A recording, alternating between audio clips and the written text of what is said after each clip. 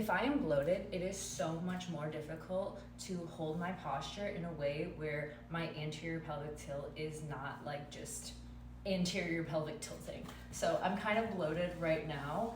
And when you're bloated, it's just like you want to let your stomach relax, and like the hips just like naturally, my upper body posture just kind of wants to slouch too. And when I'm bloated, it makes it so much more difficult. Like I'll show you, because when I tuck my pelvis in and have neutral pelvis, like it takes effort for the core, and when the core is bloated, it makes it so much harder.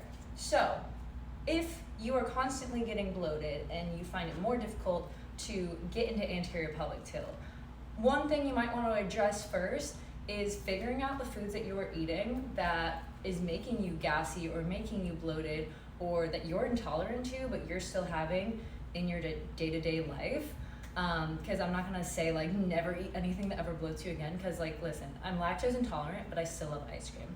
But I'm just gonna say it's a lot harder to keep my neutral spine when my stomach is bloated, okay? So figure out the bloating, figure out the nutrition part, and then also, you know, try to work on bringing those ribs to hips so that way your pelvis is in neutral and not the anterior pelvic tilt.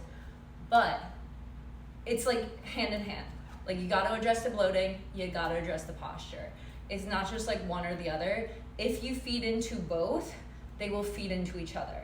If you feed into one but not the other, you know, it's an imbalance. If you don't feed into any of them, you're just gonna stay stuck where you are. So choice is yours, but my suggestion is feed into both, address both. They will feed into each other.